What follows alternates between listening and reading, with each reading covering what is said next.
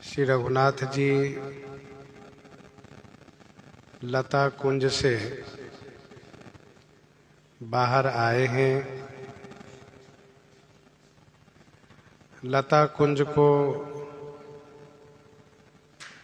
अलग अलग करने में श्री राम जी को परिश्रम भी हुआ है।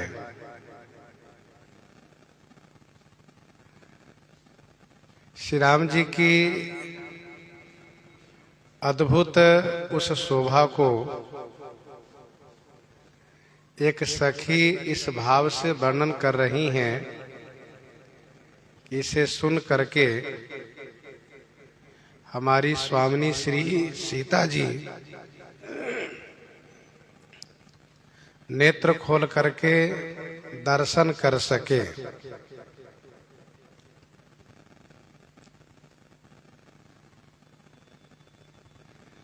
श्री राम जी की छवि वर्णन में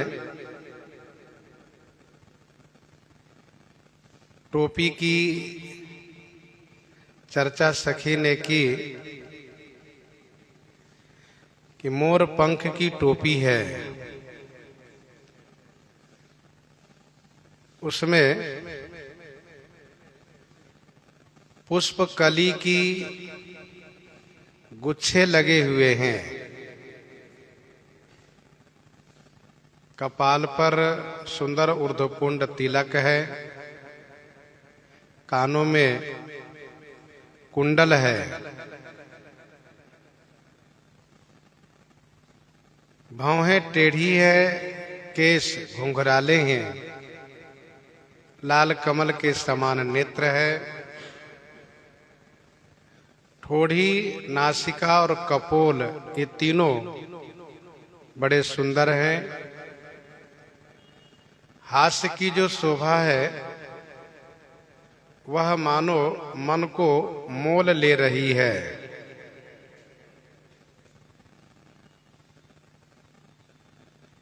वक्षस्थल पर मणियों की माला है। शंख के समान सुंदर त्रिरेखा युक्त कंठ है। हाथी के सूंड के समान सुंदर भुजा है जो बल से युक्त हैं। पुष्प के दोना बाएं हाथ में लिए हुए हैं। सांवले राजकुमार अतिशय सुंदर हैं।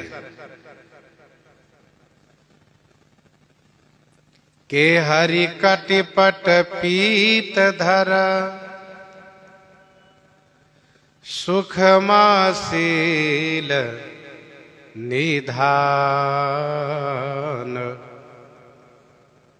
देखे भानुकुल भूषण ही बिसरा सखीन अपान। बिसरा सखीन अपान।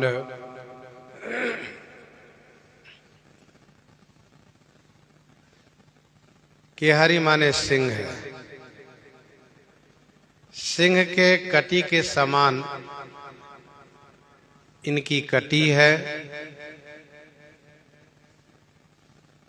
सिंह की कटी पतली होती है।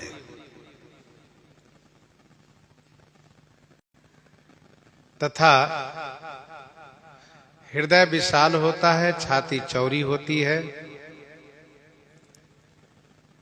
वैसे ही श्री राम जी की कटी सिंह के समान है।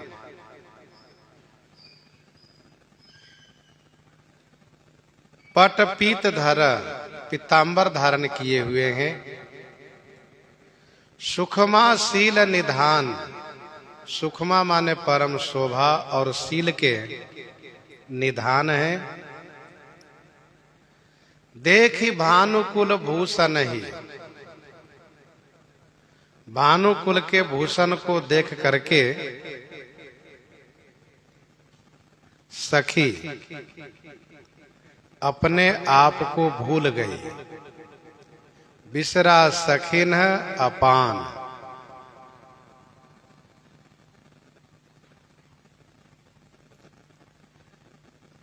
श्रृंगार रस का वर्णन इस दोहे में सखी ने किया है।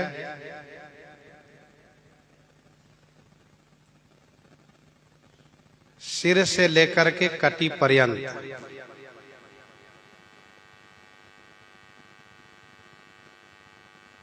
एक संत ने ये कहा कि फूलों के पौधों में कटी पर्यंत अर्थात कटी के नीचे भाग छुपा हुआ है, इसलिए कटी के नीचे का वर्णन नहीं किया गया।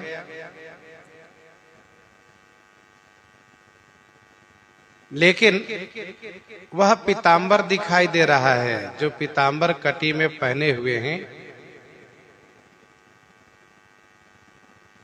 सखी कहती हैं कि सुखमा माने परम शोभा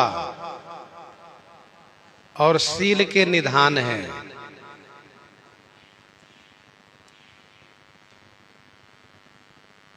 अतिशय शोभा है और शीलवान भी है। कहने का भाव यह है कि यदि सौंदर्यवान है और शीलवान नहीं है तो उसके सौंदर्य का कोई महत्व नहीं है।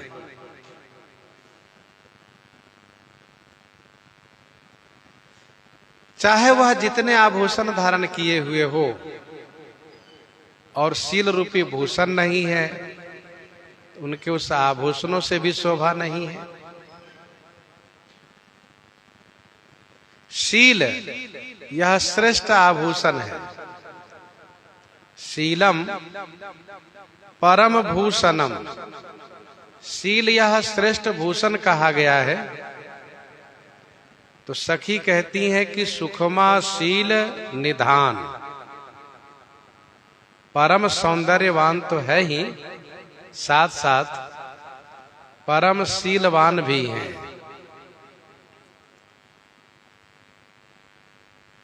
वर्णन कर रही थी कि यह सुनकर के हमारी स्वामिनी जी दर्शन करेंगी, लेकिन स्वयं अपने आप को खो गई।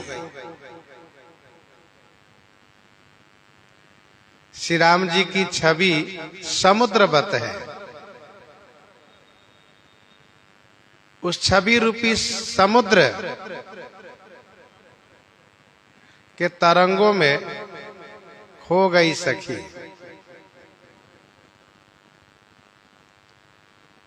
छवि समुद्र हरि रूप बिलोकी, एकटक रहे नयन पट रोकी। श्री मनु जी के प्रसंग में गोस्वामी जी ने कहा, छवि समुद्र हरि रूप बिलोकी, एकटक रहे नयन पट रोकी।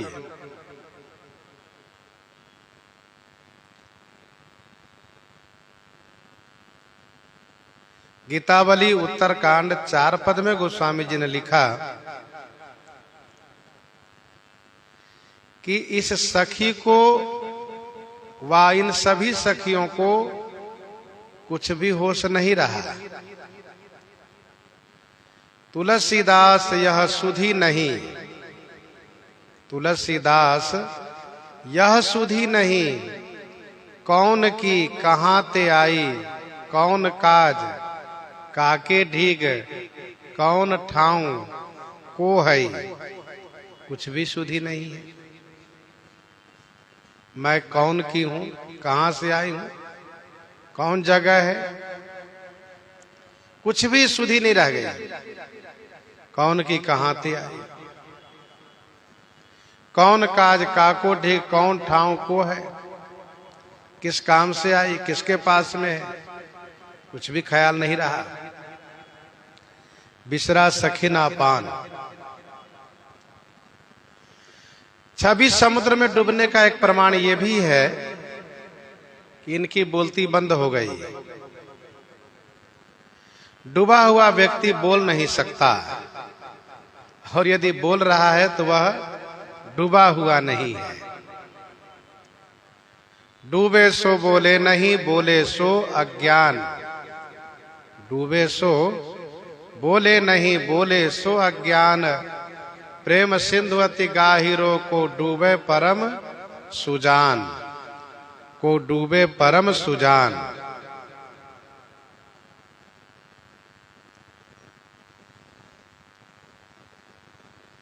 तो ये डूब गई छवि समुद्र में। अच्छा, इस शोभा वर्णन में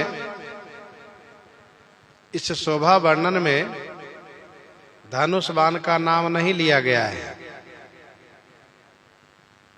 जबकि नगर दर्शन में और रंगभूमि में दोनों जगह धनुष बाण का वर्णन किया गया है, परंतु यहाँ पर धनुष बाण का वर्णन नहीं किया गया है। इसका भाव यह है कि पुष्प उतारने में, तुलसी फूल उतारने में अस्त्र शस्त्र पास में नहीं होना चाहिए। अस्त्र शस्त्र लेकर के फूल नहीं उतारना चाहिए, ये इसका अभिप्राय है, इसका मतलब है। तो सखी सब शोभा वर्णन और श्रवण में डूब गई, खो गई। तब धरि धीरज एक आली सयानी, धरि धीरज एक आली सयानी। सीतासन बोली गही पानी, सीतासन बोली गही पानी। धरि धीरज एक आली सयानी, सीतासन बोली गही पानी। एक सयानी आली, धरि धीरज, सीतासन पानी गही बोली।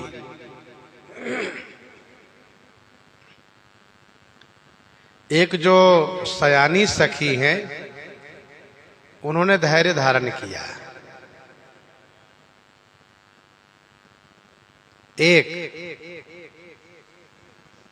एक से संभवतः ये वही सखी है जो गई रही देखन फुलवाई।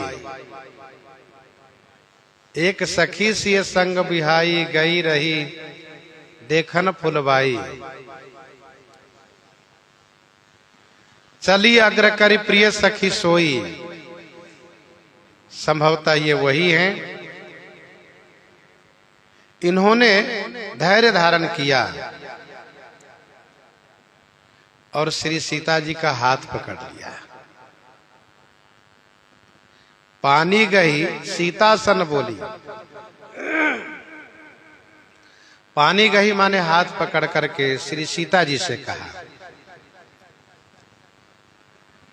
पानी का अर्थ हाथ तो होता ही है, इसका और भी कुछ अर्थ होता है। पानी माने मर्यादा का भी अर्थ होता है।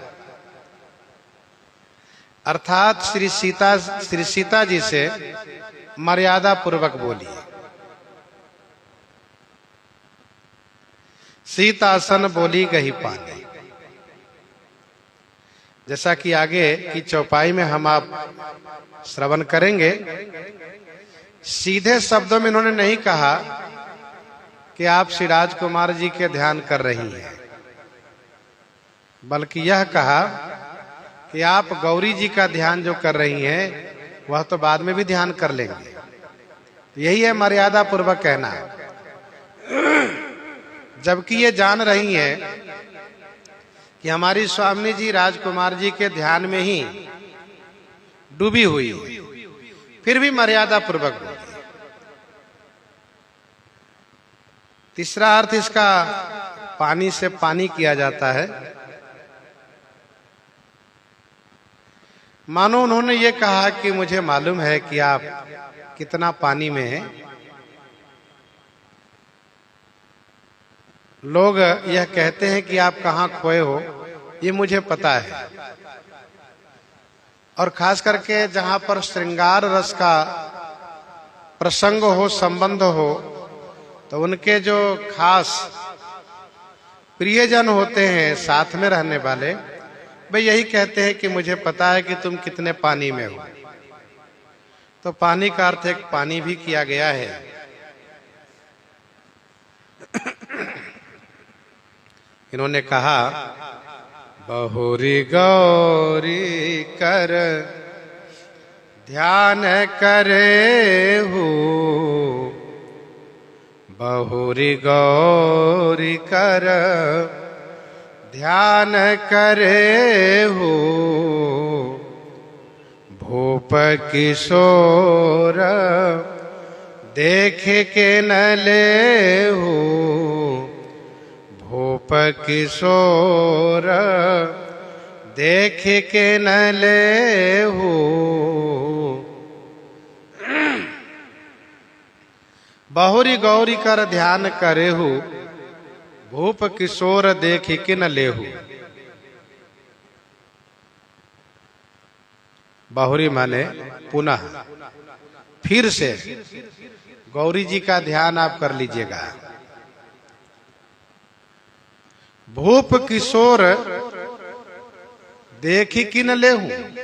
भूप किशोर माने राजकुमार को देख क्यों नहीं लेती हैं आप?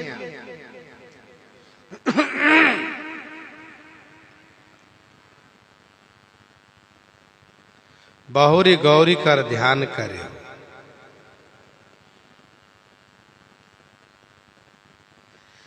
आपको तो गौरी जी के ध्यान करने का अभ्यास बना हुआ है,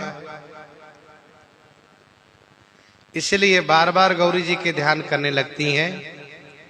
यह ध्यान तो बाद में भी कर लेंगी आप, अभी श्री राजकुमार जी को क्यों नहीं देख लेती हैं?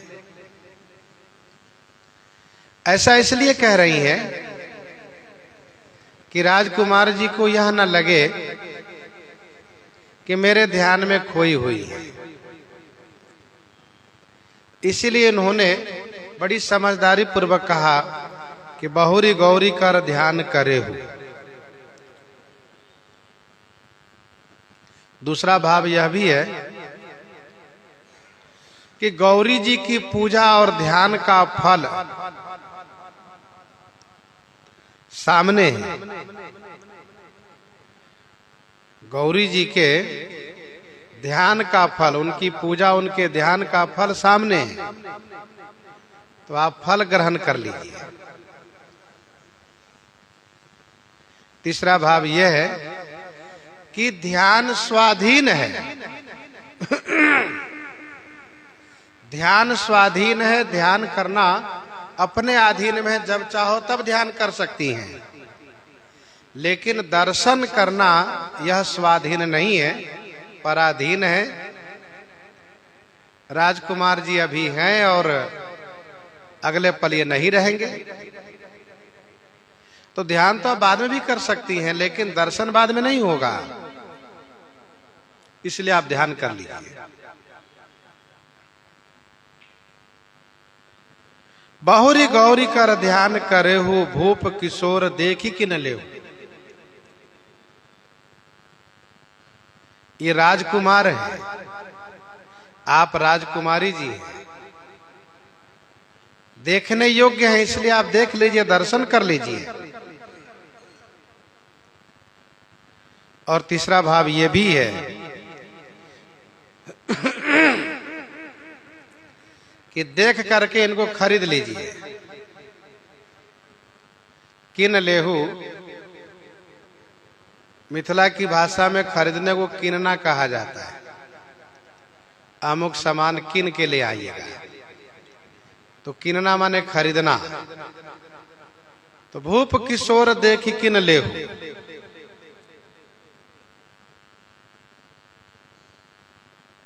इस प्रकार से जब इन्होंने कहा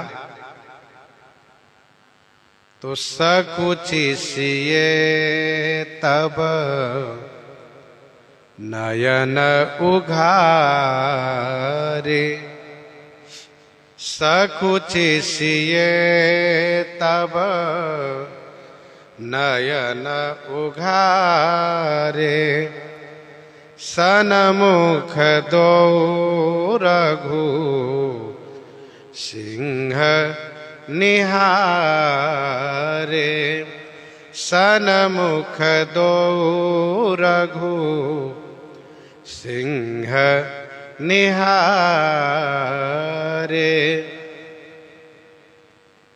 सकुच सिए तब नयन उघारे।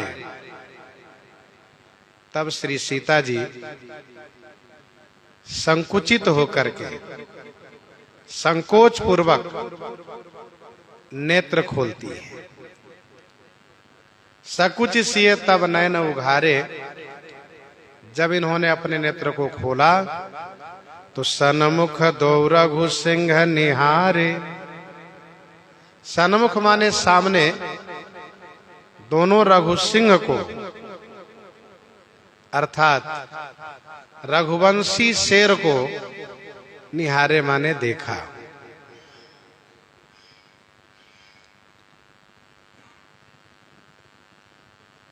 श्री सीता जी को संकोच हुआ सखी की बात सुन करके, यह सोच करके कि मैं प्रेम को चाहे जितना छुपाऊं ये हमारी सखियां जान लेती हैं।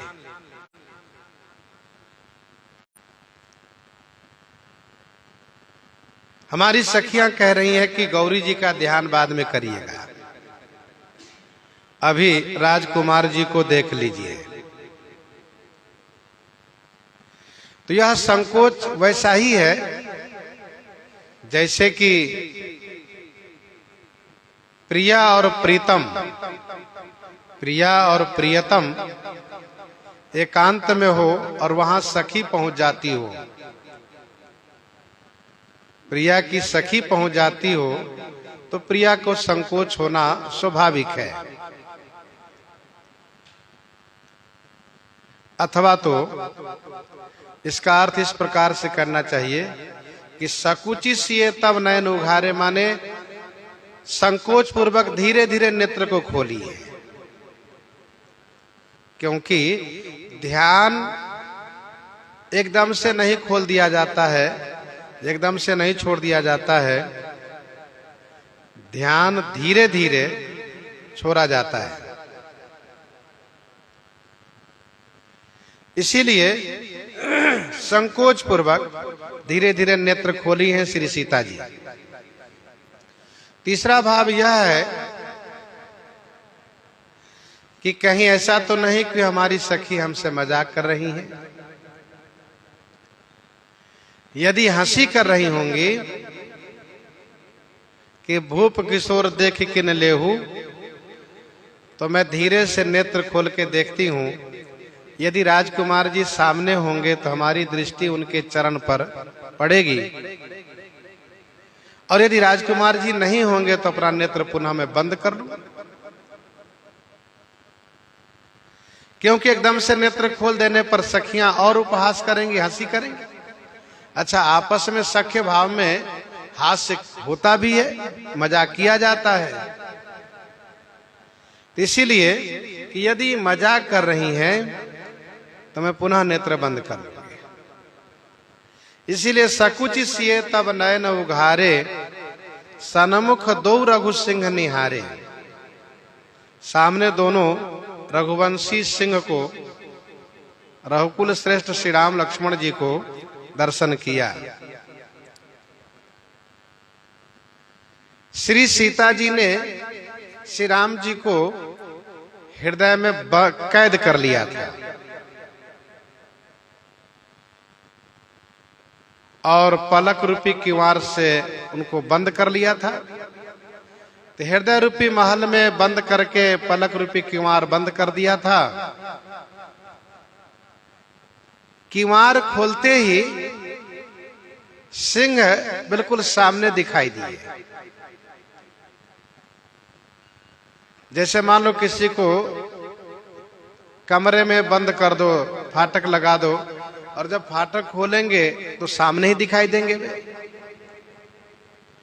तो श्री राम जी को श्री सीता जी ने हृदय में कैद कर लिया था, पलक रूपी किवाड़ को बंद कर दिया था।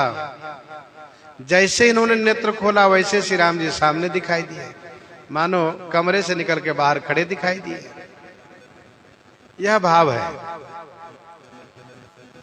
सन्मुख दो रघु सिंह निहारे, दोनों को देखा श्री किशोरी जी ने।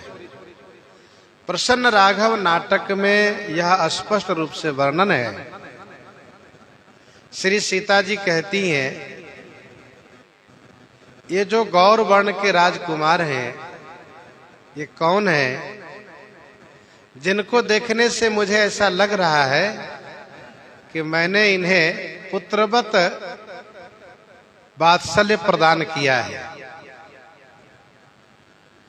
पुत्रवत वात्सल्य प्रदान किया है। अर्थात श्री सीता जी के हृदय में श्री लक्ष्मण जी के प्रति वात्सल्य भाव प्रकट होता है, ऐसा प्रसन्न राघव नाटक में वर्णन है।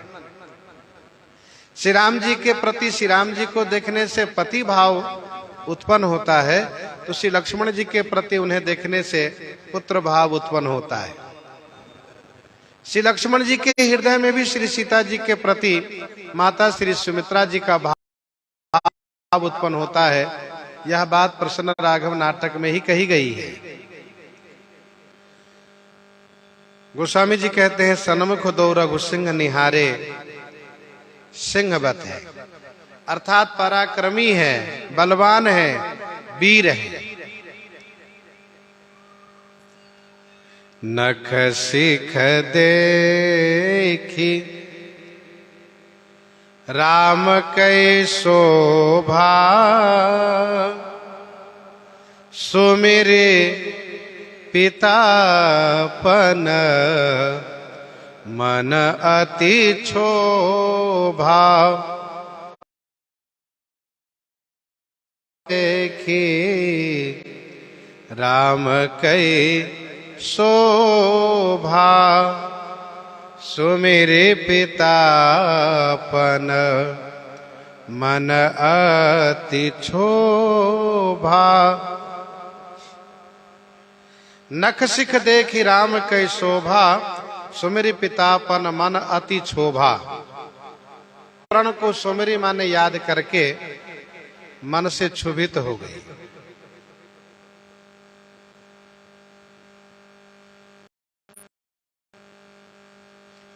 नख सिख देखी राम कै शोभा, नख से शिखा पर्यंत श्री राम जी की शोभा को श्री सीता जी ने अवलोकन किया।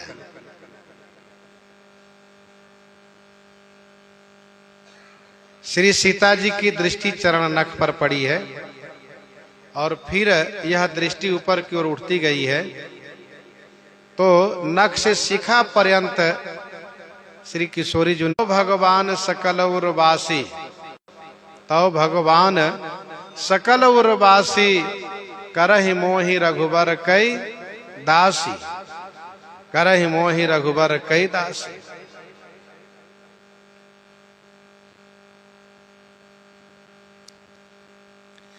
जब सखियों ने श्री राम जी को के आड़ में दिखाया था, तब श्री राम जी के चरण नहीं दिखाई दिए थे। लता ओट तब सखिन लखाए, श्यामल गौर किशोर सुहाए।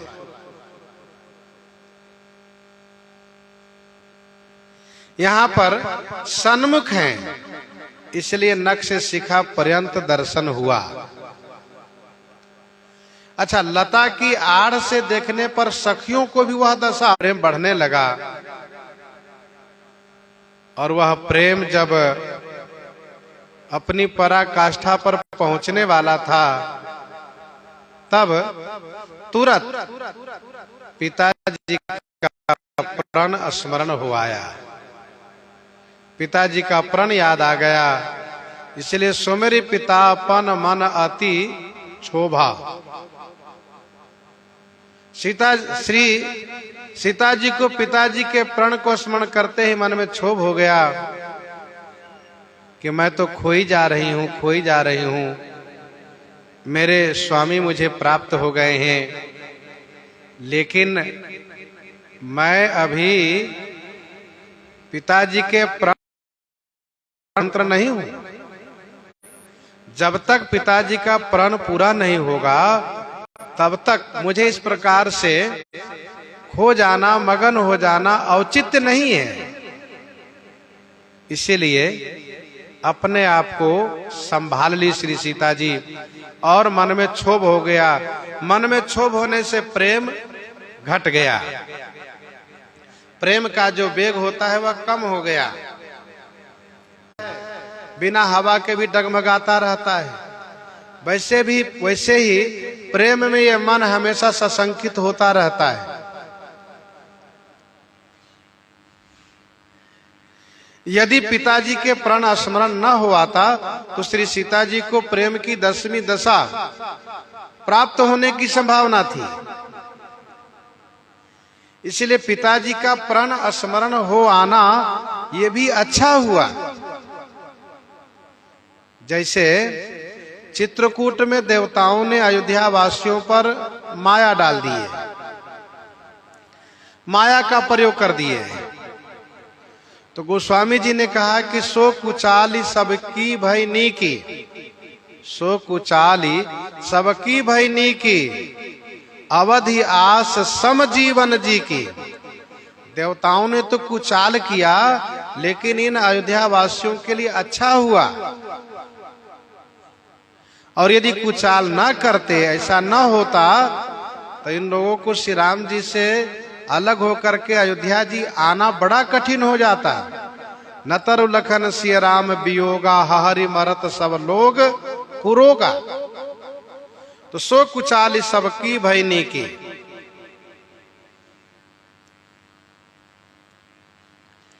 किशोरी जी को याद आ गया कि पिताजी का प्रण बड़ा कठिन है। कैसा कठिन है? तो ये तो वज्र से भी कठोर धनुष है। कहाँ धनु कुल सौ चाही, कठोरा कह श्यामल मृदुगात किशोरा। तो मैं प्रण के अधीन हूं, पिताजी के प्रण के अधीन हूं। श्री सीता जी के मन में क्षोभ हो गया।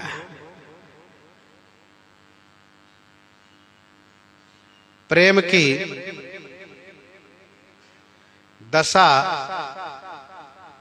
में अलग अलग दशा है, जैसे कि अभिलाष होना, अभिलाषा होना, चिंता होना, स्मरण होना, गुणगान करना, उद्वेग होना, प्रलाप करना, उन्माद होना, व्याधि होना, जड़ता का संचार होना, और इसके बाद आखिरी है मरण हो जाना। ये प्रेम की 10 दशा है। जड़ता का संचार ये 9वीं दशा है। तो अभी आपने सुना कि प्रेम की दशा चढ़ती उतरती रहेंगी। ये 10 प्रेम की दशा है। अभिलाषा, चिंता, स्मरण, गुणगान, उद्वेग, प्रलाप, उन्माद, व्याधि, जड़ता का संचार और मरण।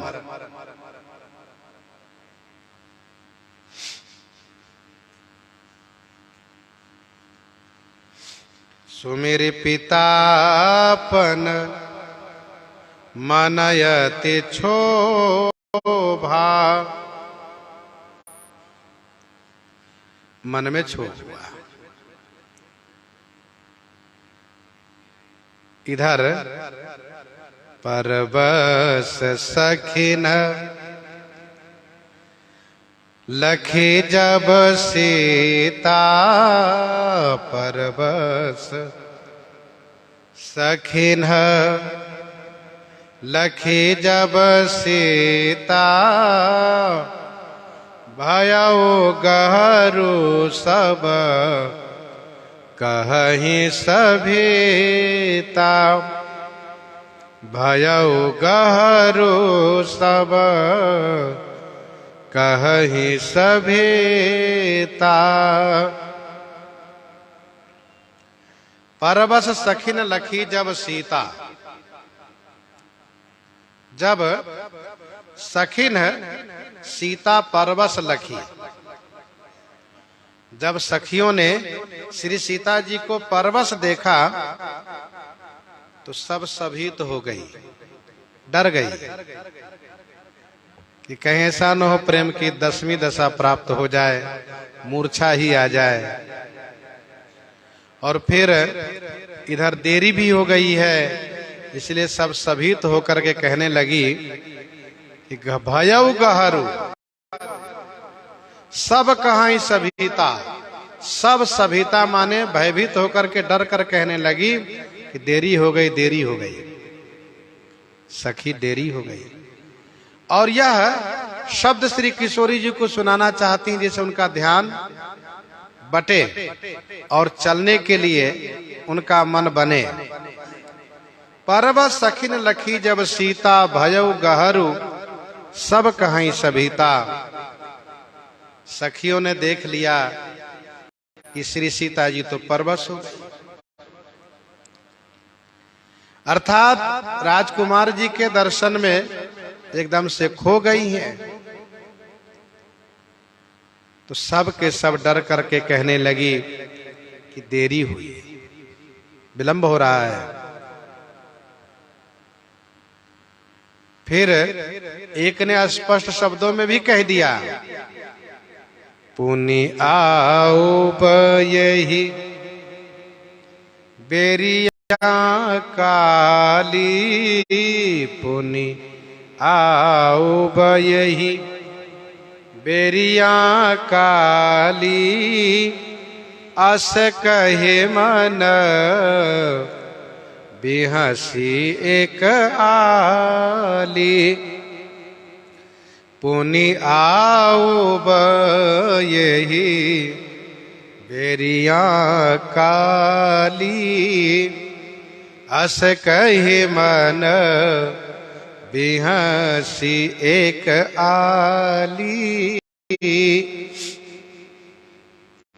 पुनि आओ यही बेरिया काली।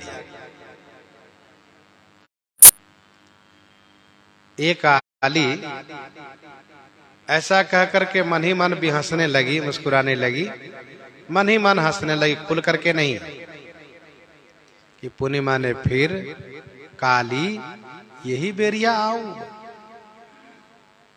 पुनि माने फिर, कल यही बेरिया, बेरिया माने समय, यही बेरिया माने यही समय, हम कल फिर आएंगी।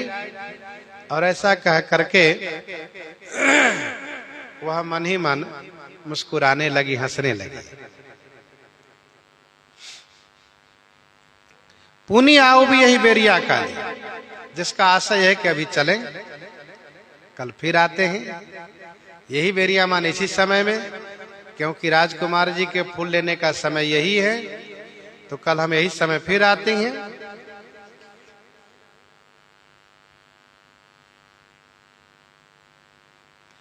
इन्होंने सबसे कहा, राजकुमारी से, राजकुमार से, सखियों से, सबसे कहा।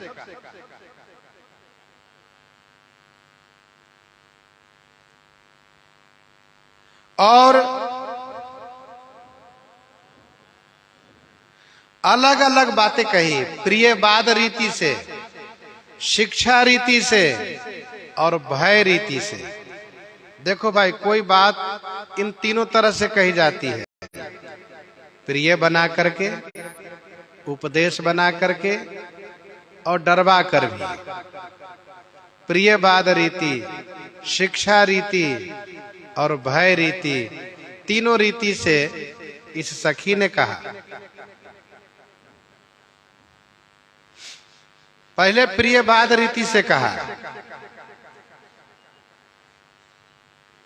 क्योंकि अलग अलग होने का मतलब वियोग होना है। अलग अलग होने का मतलब आप भी जाइए हम भी चलें, तो यह तो वियोग की बात हो गई। स्नेह में वह सरसता नहीं रही, आप जाइए हम भी जा रहे हैं, ऐसा कह देने का मतलब स्नेह में वो सरसता नहीं रही। इसलिए प्रियवाद रीति है कि संयोग से ढक करके, संयोग से ढक करके तब वियोग की बात कहती है। क्या पुनी आओ फिर आएंगे। अब फिर आएंगे का मतलब, अब मतलब स्पष्ट है, लेकिन अब कहना ठीक नहीं लग रहा है। प्रियवाद रीति है, फिर आएंगे कल, जिसका मतलब है कि अभी हम लोग चले, अपने अपने कार्य में चलें। अब ये प्रियवाद रीति है।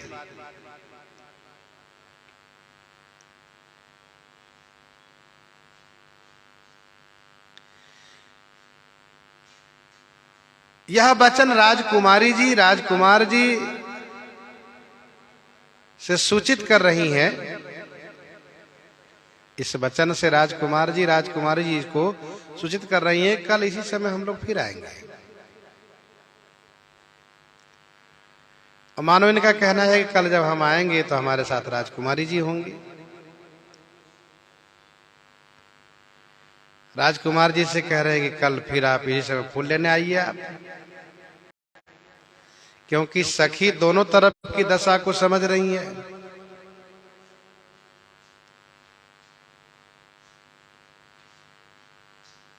सखियों से कह रही हैं कि कल हम सब साथ आएंगे। तो ये सब प्रियवाद रीति है, प्रिय बनाकर कहा। इसके बाद शिक्षा रीति से कहा। शिक्षा रीति से यह सखी जान रही हैं कि दोनों एक दूसरे के सौंदर्य पर उलझे हुए हैं।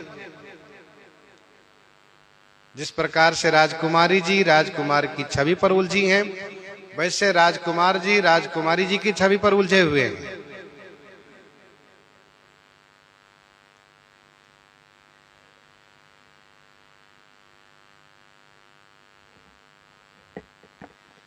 तो शिक्षा रीति है।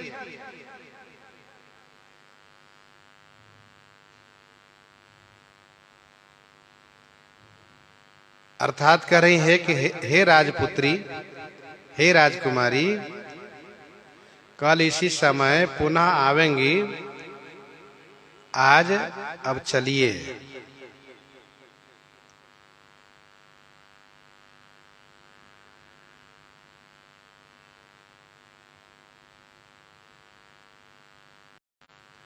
अर्थात राजकुमार जी को छोड़ करके महल की ओर चलिए।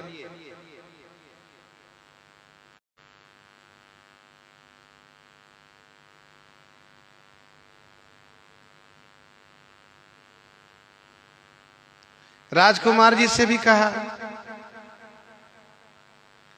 अब आप अपने स्थान को जाइए गुरु जी के पास। और सखियों से भी कहा कि हम सबको भी चलना चाहिए। ये शिक्षा है, प्रिय के साथ साथ शिक्षा भी है।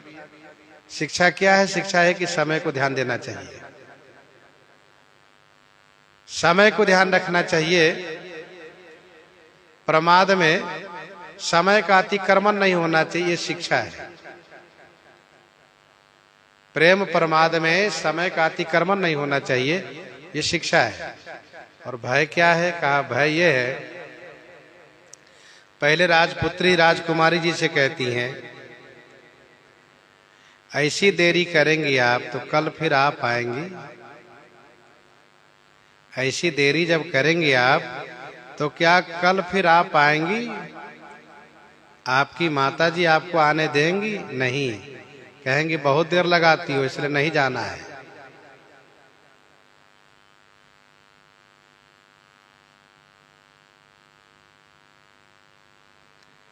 और यही भय राजकुमार जी को भी दे रही है। आप इतना देर तक रहिएगा फुलबारी में तो क्या कल फिर फूल लेने आप आ पाएंगे? नहीं, गुरु जी के पास और भी चेले हैं, किसी और चेले को भेज देंगे, जाओ भैया फूल ले आओ। ये भय है।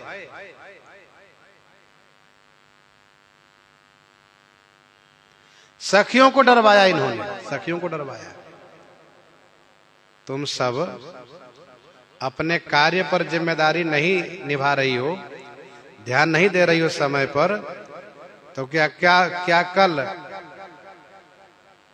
राजकुमारी जी के साथ रह पाऊंगी? क्या कल राजकुमारी जी के साथ रह पाओगी? अर्थात नहीं, दूसरी सखी सब आएंगे, तुम सब हटा दी जाओगी। भाई सेवा सुरक्षा में जो लापरवाही करते हैं उनको हटा दिए जाते हैं, दूसरी सब सखियां सेवा में आ जाएगी, तुम सब हटा दी जाओगी। इस प्रकार से सबको डरवा दिया इन्होंने। पुनि आओ यही बेरिया काली, असकही मन बिहसी काली, ऐसा कह करके इन्होंने सबको डरवा दिया। पहले प्रिय वाद रीति से, फिर शिक्षा रीति से, और इसके बाद भय रीति से सबको डरवा दिया। आप कहेंगे इसमें प्रियवाद, शिक्षावाद, भयवाद, इसका क्या इशारा है? इसका इशारा आगे की पंक्ति में है, गूढ़ गिरा सुनि सिय सकुचान। ये गूढ़ रहस्यपूर्ण वाणी है ये। तो असका ही मन भी हंसी काली, प्रगट रूप से हंसना ये उपहास करना होता है, इसलिए प्रगट न हंस करके मन ही मन हंसी।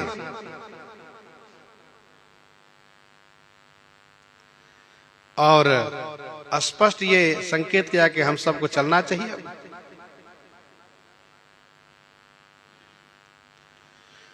गूढ़ गिरा सुनी सिय सकुचानी,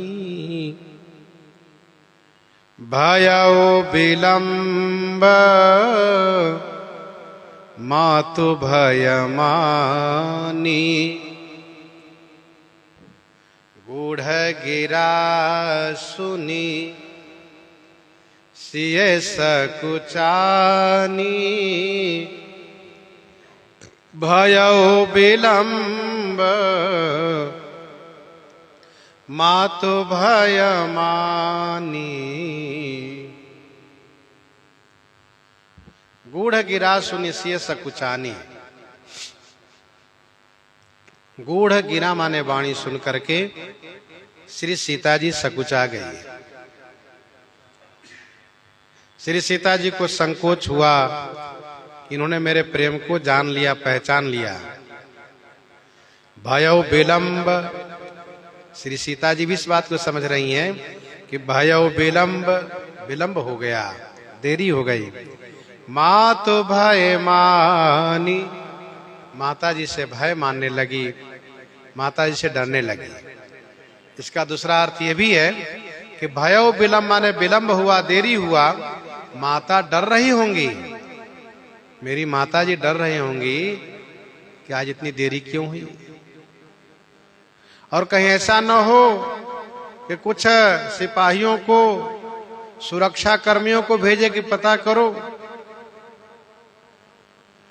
क्योंकि जनकपुर में देश देश के राजा लोग आए हुए हैं और इस स्वयंवर में सब राजा लोग इसी भावना से आए हैं कि मैं विजयी होकर लौटूं, और उसमें कुछ लोग कुटिल स्वभाव के राजा लोग भी हैं। तो कहीं ऐसा न हो, कोई अनहोनी न हो, इसलिए माता डर रही होंगी। तो भयो विलंब मातु भय मानी। फिर तो धरि बड़ धीर, धरि बड़ धीर राम उर आनी, फिरी अपन पौ पितु बस जानी। धरि बड़ धीर राम उर आनी, फिरी अपन पौ पितु बस जानी। धरि बड़ धीर, बड़ धीर धरी, बहुत बड़ा धैर्य धारण करके राम और आनी श्री राम जी को हृदय में ले आई। फिर अपना पौ पितु बस जानी, अपना पौ पितु बस जानी, फिरी माने लौटी। अपना पौ माने अपने आप को पिताजी के बस में जान करके, अधीन जान करके, फिरी माने लौटी। धरी बड़ी धीर राम उरानी,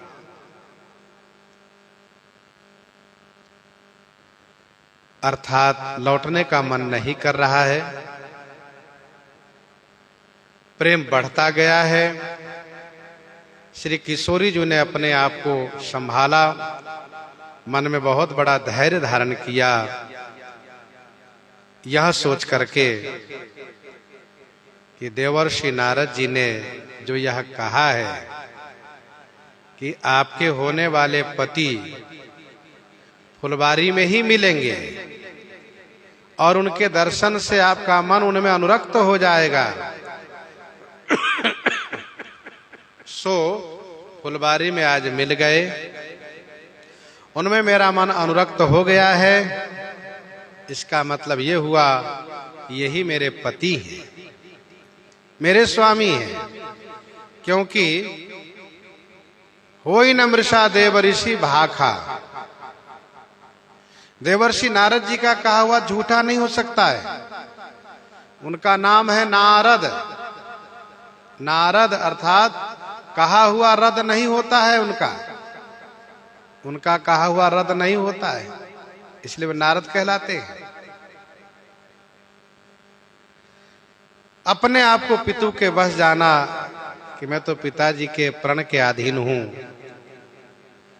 मान लिया जाए कि यदि प्रण किसी से नहीं पूरा हुआ, फिर भी पिताजी जो चाहेंगे वही होगा, और यही मर्यादा है।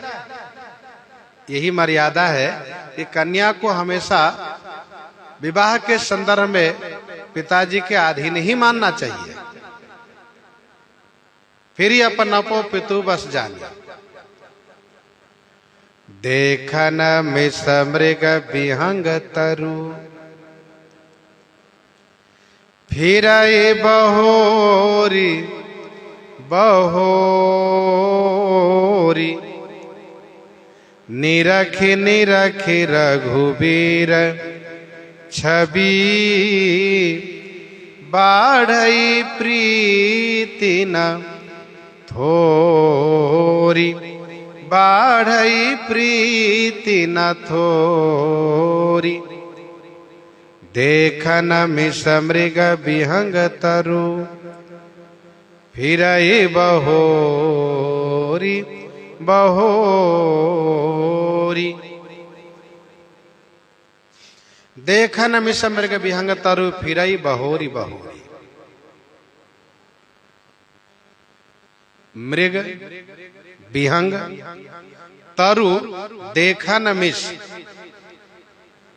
मृग माने हिरण पशु, विहंग माने पक्षी, तरु माने वृक्ष को देखन मिस माने देखने के बहाने से, फिरई बहोरी बहोरी।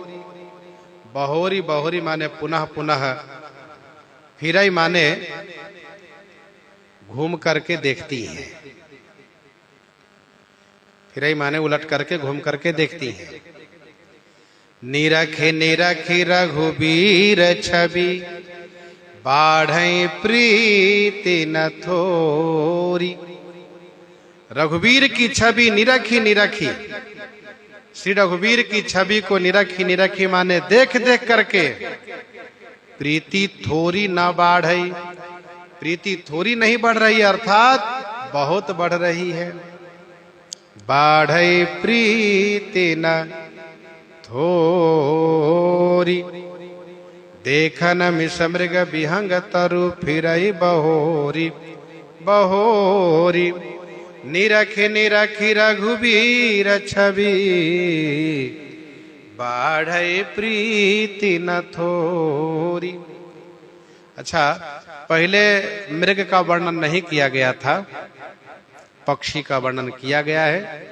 चातक कोकिल कीर चकोरा, पूजत विहग नटत कल मोरा। वृक्ष का ही वर्णन किया गया है। लागे बिटप मनोहर नाना, वर्ण वर्ण बर बेली बिताना, लेकिन पशु का वर्णन नहीं किया गया था। अब ये कहां से आ गए? तो गोस्वामी जी कहते हैं कि जब मैं वर्णन कर रहा था तब ये दिखाई नहीं दिए थे पशु। अब जब श्री सीता जी लौट रही हैं तब ये हिरण आ गए, और हिरण आ गए तो श्री किशोरी जी ने हिरण की ओर देखा और सखियों का ध्यान हिरण की ओर आकर्षित किया। सखी देखो ये हिरण, वह ये अमुक पशु, और फिर पक्षी की ओर उनका ध्यान आकर्षित किया, वृक्ष की ओर ध्यान आकर्षित किया। ये अमुक पक्षी, ये अमुक वृक्ष जिसमें ऐसे फल दिखाई दे रहे हैं। और इसी बहाने से, क्योंकि सखियां पीछे चल रही हैं, तो श्री सीता जी उन पशु, हिरण, पक्षी, वृक्ष को देखने के बहाने से घूम करके श्री राम जी को देखती है।